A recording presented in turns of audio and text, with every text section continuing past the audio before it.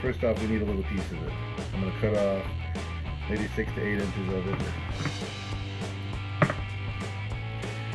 I know I've got you zoomed all up on here. I'm not going to keep backing out and zooming in, backing out and zooming in. So I've got about an 8-inch piece of the 38 gauge clipped off. Now I'm going to take the spool wire and I'm going to leave it connected to the spool, and I'm going to connect it to the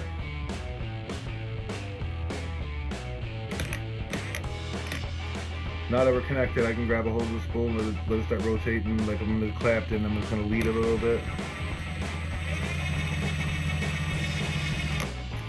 Getting it started, that's all. So I'm going to clip my spool so my wire don't go haywire. Set that down. I'm going to come back to this little piece that I clipped off. What I'm going to do with that is, let me show you here. Right behind here, this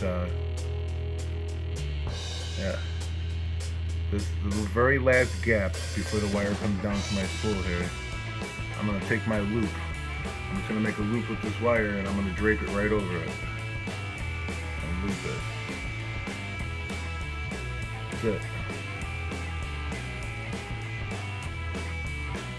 Now I've got all those together. While I have that loop like that, I can tie an RDA or a weight to there, or I can just tie a knot and hold it with my fingers and run the drill, and this wire will maintain the gap. Now that's not what I'm gonna do. I'm gonna do it a little bit easier. I'm gonna take this clamp I have and I'm gonna clamp it. The clamp is gonna hold everything in place. So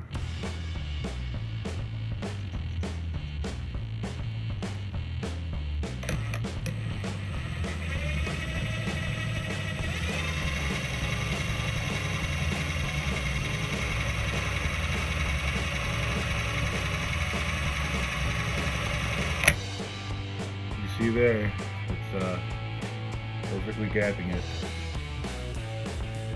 So now I've got over 30 inches of this to fuse. I'm using my impact wrench. I've got a chuck adapter, and I'm kind of new to it, but my impact drill is a little bit faster. So let's see how this works. This will be the first time I'm doing this method. Well, pretty much anything with my impact. So let's run it and see how it goes. We'll learn this together.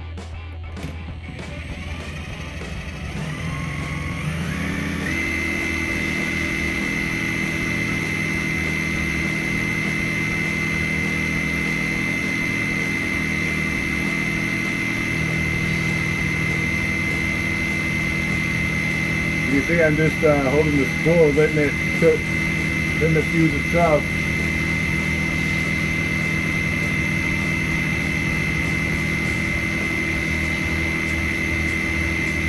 Most people that use this clamp method that I know, there's not a whole lot of people that actually do this that I know. I love clamps. I found so many purposes for them, and I'll be touching base with a lot of them.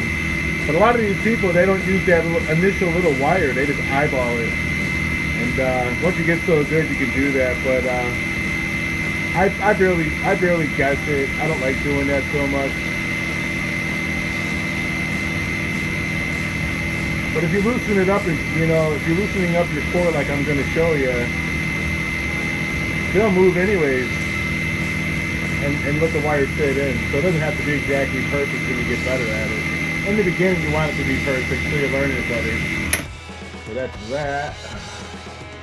Perfectly gapped all the way through. 30 plus inches. So